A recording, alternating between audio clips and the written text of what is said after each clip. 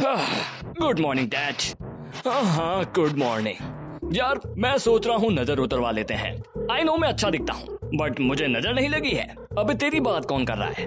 मैं अपनी बात कर रहा हूँ। जब से तू पैदा हुआ है तब से घर बर्बाद हो गया है। मेरा नाम, मेरी पहचान, यहाँ तक कि मेरी पावर्स भी तेरे आते ही खराब हो गई है। और ये अपना एनिमेटर, वो भी तुझे देखने के बाद अपना एनिमेशन सही नहीं कर रहा है। I am going to remind you in advance that I am very sorry and I apologize of me not giving up. तो ऐसे में नजर ही लगी होगी। पर डैड इसमें मेरी क्या गलती है? गलती? बेटा ऐसे गुनाह बोल, नाम में बी लगा लेने से तू ओजी नहीं बन जाएगा। पर पापा, पर वर कुछ नहीं, तेरी वजह से अब वीडियो में ये मेल्ट मेरी भी लेगा। मैं तो जा रहा हूँ मुंह छुपाने। यार नरूटो भाई, मैं इतना भी बुरा नहीं हूँ, लेकिन फैक्ट्स तो देने पड़ेंगे। भाई इस बात में कोई भी दोहराए नहीं है कि बोरुटो एक कर्स्ड चाइल्ड है। अब जब उसकी उपज ही एक कर्स्ड बंदे से होगी तो फिर वो क्यों नहीं कर्स्ड होगा? यानी एक श्रापित बच्चा। जब हम नरूटो उज़ुमाकी को देखते हैं तो वो भी एक श्रापित बच्चा ही माना जाता था। लोग उसे देखकर डर के भाग जाया करते थे। तो ऐसे में अगर कोई श्रापित बच्चे का बेटा पैदा होगा तो वो भी तो श्रापित ही होगा। लेकिन नरूटो की आइडेंटिटी इतनी भी खराब नहीं थी कि वो अपनी आसपास की सराउंडिंग को खराब करता चला जाए, आसपास के लोगों के लिए भी खतरा बनता चला जाए। लेकिन बोरुटो ने तो अपने बाप को भी मात दे दी है। वो तो इतना ज्यादा कर्स्ड है कि वो अपनी सराउंडिंग को भी अफेक्ट करने लगा है। सो बोरुटो, तुम लोग जानते ही होंगे कि जब एन में बी जोड़ दिया जाता है तो बोरुटो नाम का एक एनीमे निकल कर आता है। सो बोरुटो नरूटो का लड़का है, लेकिन बोरुटो और नरूटो की बिल्कुल भी नहीं बनती है। जब कोई उससे आके पूछता है, यार बोरुटो तुम्हारे पापा तो यार होकागे हैं, तुम तो बहुत खुशनसीब बच्चे हो। है काहे का होकागे? मैं नहीं मानता अपने बाप को। होगा किसी का होकागे वोकागे, लेकिन मैं तो सासके जैसा बनना चाहता हूँ, एक महान दमदार खिलाड़ी। जिस नरूटो ने अपनी पूरी जिंदगी होकागे बनाने में निकाल दी, उसका बेटा पैदा होते ये बोल लेता है कि होकागे जैसी कोई पोस्ट नहीं होती। अब इससे ज्यादा कर्स्ड बंदा क्या ही होगा? नरूटो को बस अपने जीवन में सिर्फ एक बार बोल देना चाहिए कि धिक्कार है ऐसे बच्चे पर। लेकिन बोरुटो को घर में रखना ही सबसे बड़ी बात होती है। देखो चलो मजाक से हटे तो बात करते हैं एक बार बोरुटो के आने से नरूटो पर कितना ज्यादा इफेक्ट पड़ता है। सो बोरुटो के आते ही नरूटो की तो आइडेंटिटी खराब ही कर दी गई। ना तो अब उसके पास कोई अच्छी पावर है और ना ही उसे आजकल कोई सीरियस लेता है। नरूटो एंड नरूटो शिपुडन जैसी सीरीज में उसे इतना लेजेंडरी शो किया गया है, लेकिन बोरुटो सीरीज के आते ही उसे सीधा नर्फ कर दिया गया है। चलो मान भी लिया शो का नाम बोरुटो है, इसका मतलब ये नहीं कि तुम एक लेजेंडरी बंदे को सीधा ही कचरा बना दोगे।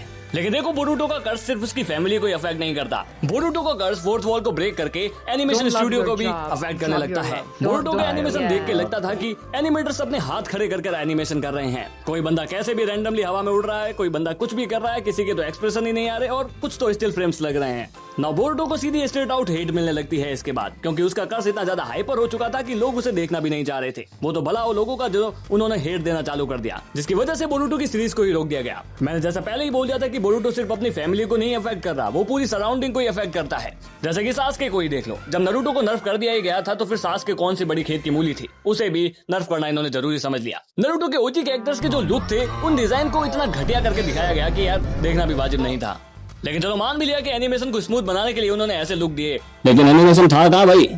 नहीं भाई, अब इस कारा का लुक देख लो। कौन ही कहेगा कि ये उस टाइम का ओजी कैरेक्टर हुआ करता था जिसे देख के लोग डर जाया करते थे। अब जैसे कि नरूटो को देख ले, नरूटो ऑब्वियसली कर्स ही था क्योंकि उसके अंदर एक कुरुमा नाम की स्पिरिट बैठी थी। नरूटो को देख के लोग भाग जाया करते थे, कोई उसके पास नहीं आना चाहता था। लोग अपने बच्चों को दूर भगा दिया करते थे, अरे बेटा भाग जा यहाँ से, नहीं तो तू मारा जाएगा। लेकिन जो भी हो, दो चार बंदे ही मिलकर नरूटो से बात तो कर रहे थे, लेकिन बोरुटो केस में सारी चीज उल्टी पड़ जाती है। अब उस बेचारे से बात करने वाला कोई भी नहीं था, लेकिन बोरुटो बेचारे के साथ बिल्कुल ही उल्टा था। वो जिस भी बंदे से अपना कनेक्शन बिठाता था, उस बंदे का जीवन ही बैठ जाता था। I mean, जो भी उसके संपर्क में आता है वो बस एक बार ही आता है और फिर दूसरी बार नहीं बच पाता है।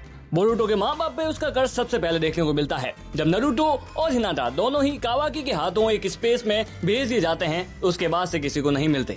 नाउ कितनी बुरी किस्मत है उन दोनों की। नरूटो सीरीज का ओजी कैरेक्टर नरूटो यहाँ कावाकी के सामने कुछ भी नहीं कर पाता और वहीं पे बस अब दुनिया से दूर अपने होकागे होने की रेस्पॉन्सिबिलिटी भी नहीं निभा पा रहा। नरूटो के बाद अफेक्ट होता है सासके। बोरुटो अपने बाप जैसा नहीं बनना चाहता, ऐसे में उसने रास्ता चुना सासके जैसा बनने का। अब सासके खुद ही ऐसा बंदा था जिसने गलत रास्ता चुन लिया था, तो ऐसे में तुझे कोल्ड हार्टेड पर्सनैलिटी लेने की क्या जरूरत थी? सासके एक ऐसा पर्सन जो अपने डीड्स के कारण से परेशान था, अब तुझे उसके जैसा बनना है। वैसे ही भाई तुझ पे कम कर्ज है कि तुझे ओरोचिमारू का कर्ज भी लेना है अपने ऊपर।